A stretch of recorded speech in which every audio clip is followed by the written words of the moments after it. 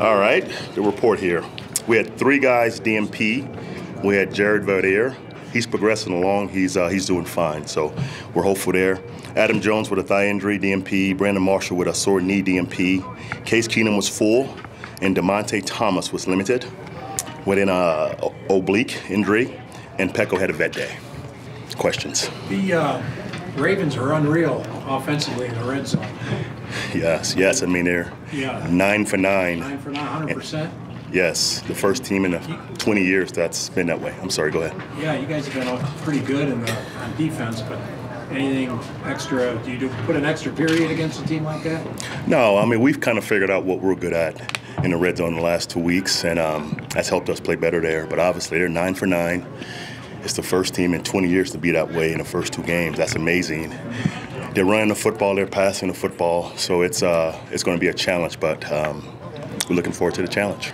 And obviously, Case has had some really nice moments the first couple of weeks. How much more does he need to improve for him to, A, realize his potential and the potential that you expect him to have for this team to win? I think Case would say this, just taking care of the football better, you know. We in the high red zone last week, and we give 1 away. We gave 3 away against Seattle after defensive turnover. So he would tell you guys probably taking care of the football. But again, you know, I've been really impressed with Case, how he's come back from those plays and continue to play at a high level for our offense. What is the plan if punt return if Adam can't go? Would it still be Phillip given his offensive workload? Well, we've got 3 or 4 guys that we can go to with that. I won't share who it is right now, but I'm still hopeful. You know, Adam will work tomorrow and play on Sunday. C.J. Mosley is back in practice today for Baltimore. How do guys like him and Terrell Suggs affect what other offenses do? Well, Mosley is their quarterback on defense. So, I mean, he's been a really good player for the last three years. You know, he's still a young player, but he's an impact player for that defense. He gets them lined up. He makes big plays in a running game and a passing game. So, again, Baltimore's played great defense. You know, that's been their culture for the last 10 to 12 years, you know, with Ray and those guys and Ed Reed and those guys. So it hadn't stopped. So they take great pride in playing defense. But obviously Suggs, he's a Hall of Fame player. He's a great rusher. He's good on all 3 downs. So it's going to be a challenge. It's a big, powerful AFC North defense. On Monday, you mentioned you wanted a 3-man rotation at inside linebacker. If Brandon's not able to go, will it just be Josie and Todd, or will someone else step up to be that third? Well, we'll see. Again, you know, we have Fridays, so I'm hopeful that Brandon will go tomorrow. But, you know, if he doesn't go, it'll be Josie in there, you know, full-time with Todd, and we'll see how that goes from there. Other than maybe quality of opponent, what was the big difference that you saw from Baltimore between their Week 1 win and their Week 2 loss? Well, you know, Week 1 they played very well.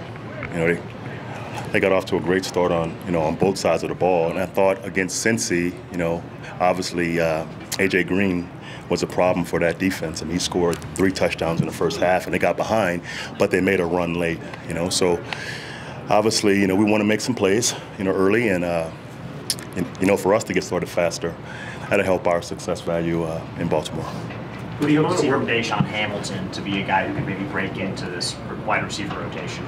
He's doing fine. You know, I mean, we've got 4 to 5 guys that we're playing there, and they're all qualified to make plays and block. And think about Deshaun, he plays every position. So I mean, he's the next guy in anytime we have to put him in. So that's definitely value when you're a young guy. You know, I mean, he's not a Z or a slide or X. He can play all 3 positions. He's a great route runner. He's got a really, really mature football IQ. So if he's in a football game, I feel good about Deshaun. With the amount of work that Phillip's getting on offense, touches in terms of carrying the ball, catching the ball, and then you're working him a ton on special teams as well. For a rookie, as the season goes along, do you think you might have to recalibrate how much you use him on special teams? Yeah, we'll see. You know, we'll see how much his workload improves, or increases, I should say. We'll see. You know, right now, you know, it's really 3 backs that's working for us. You know, and you know who's hot that day. You know, gets more reps. You know, the game plan determines. You know, who gets more turns. But right now, I think we're comfortable with him being a gunner and being an L5 on kickoff, also being a runner for us. So we'll see as the season progresses how much his workload increases to how much he plays on teams. A few more for the coach. Correct me if I'm wrong, Coach, but today's your birthday?